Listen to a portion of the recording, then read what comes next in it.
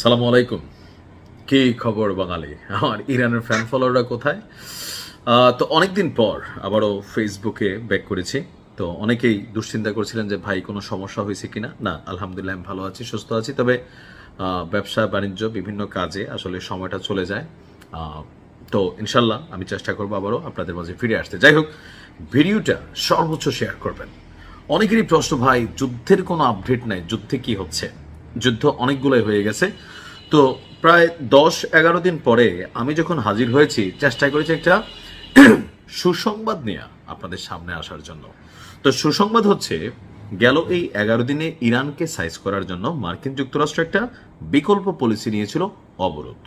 যদি অবরোধ সম্পর্কে বুঝাইতে চাই আপনাকে, আগের দিনে যে রাজা বাদশাদের যুদ্ধ হইতো না, এটা একটু আপনার আইডিয়া থাকতে হবে। ধরেন একটা রাজার একটা দুর্গ থাকতো, একটা বিশাল দুর্গ বা যেটা রাজধানী হিসেবে থাকতো বা রাজপ্রাসাদ, এটার আশেপাশে বিশাল এরিয়া জুড়ে একটা বড় মাপের দেয়াল তৈরি করা হইতো। তো ওইটার পাশাপাশি ছোটোখাটো অনেকগুলো ফোর্ট বা আরও দুর্গ তৈরি করা হতো, যদি কেউ আক্রমণ করে সেখান থেকে পাল্টা আক্রমণ করা হবে অথবা সেভ করা হবে। তো বিপরীত রাজা যখন ওই দুর্গকে আক্রমণ করত, তারা করত কি, ধরেন দুর্গটা কথার কথা যেটা 1 বিঘত জায়গা নিয়ে তৈরি, 1 বিঘত মানে কয়েক মাইল হইতে পারে, বর্গ কিলোমিটার হইতে পারে। তো যারা শত্রুপক্ষ তারা ইসা এইটার ঠিক চারপাশে আরেকটা বৃত্তের মতন আটকা দিত। অর্থাৎ এই রাজপ্রাসাদের সাথে বাহিরের কোনো কিছু ঢুকাও যেত না, রাজপ্রাসাদ থেকে কোনো কিছু বেরো হওয়া যেত না। অর্থাৎ রাজপ্রাসাদে যা আছে তা নিয়ে রাজাকে লড়াই করতে হইতো। আর এই ধরনের স্ট্রাইক বা অবরোধ যুদ্ধে জয় নিয়ে আসতো কার? শত্রুপক্ষের।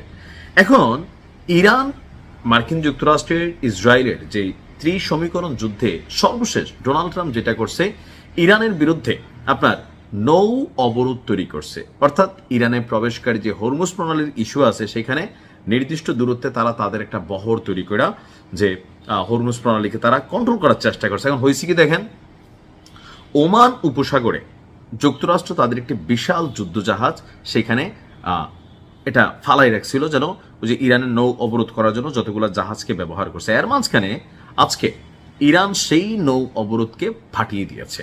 অর্থাৎ মার্কিন যুক্তরাষ্ট্রের যে শক্তিশালী সামরিক যুদ্ধ জাহাজটি ছিল, সেটিতে ব্যাপক ড্রোন হামলা চালিয়েছে ইরান, আর এতে সেই জাহাজটি ব্যাপক ক্ষতিগ্রস্ত হয়েছে। ইরানের সংবাদ সংস্থা তাসনিম নিউজ তারা এই নিউজটি দিয়েছে। তারা বলছে যে ওই এলাকায় মার্কিন নৌবাহিনী ইরানের পতাকাবাহী একটি কন্টেইনার জাহাজ জব্দ করেছিল। অর্থাৎ আমেরিকা করছে কি, ইরান তো সারা বিশ্বে তেল সাপ্লাই দেয়, বিভিন্ন প্রোডাক্ট তাদের দেশে ঢুকতেছে। তো ইরানকে সাইজ করার জন্য ইরানের ওই সমুদ্র সীমায় এসে তারা ইরানে অনুপ্রবেশকারী জাহাজকে একটা আটকায় ফেলছিল। এইটার প্রতিক্রিয়াতেই এই ব্যাপক ড্রোন হামলার ঘটনা ঘটে।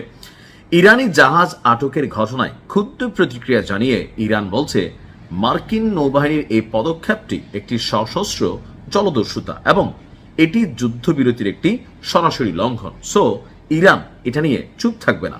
এই ঘটনার পাল্টা জবাব দেওয়ার জন্যই তারা এই ড্রোন হামলা চালায়। এখন এই খবরটা কোথায় কোথায় আসছে? আন্তর্জাতিক গণমাধ্যম বিবিসি থেকে শুরু করে বেশ কয়েকটা জায়গায়। তো অনেকেই প্রশ্ন করছেন এই যুদ্ধের আসলে ভবিষ্যৎ কি বা এটাতে ক্ষয়ক্ষতির পরিমাণ কি?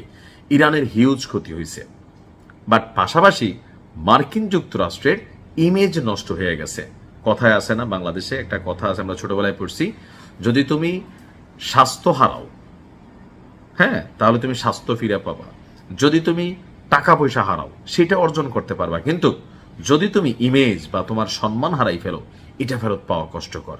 কারণ মার্কিন যুক্তরাষ্ট্র বিশ্বজুড়ে যে সম্মান, পাওয়ার, সুপার পাওয়ার বা ব্লা ব্লা ব্লা যেগুলো ছিল, সেই খেতাব থেকে অনেক ধাপ পিছাই গেছে। যে ইরান সম্পর্কে যাদের একটা ধারণা ছিল, আরে ইরান মনে হয় এরকম কিছু না, কিন্তু আজকের দিনে এসে ইরানকে কাউন্ট করতে হচ্ছে, এমনকি মার্কিন যুক্তরাষ্ট্রকে নিয়ে সবাই ট্রলিং করছে। তো ইরানকে আল্লাহ ফতেহ দান করুক, ইনশাল্লাহ বিজয় আসবে।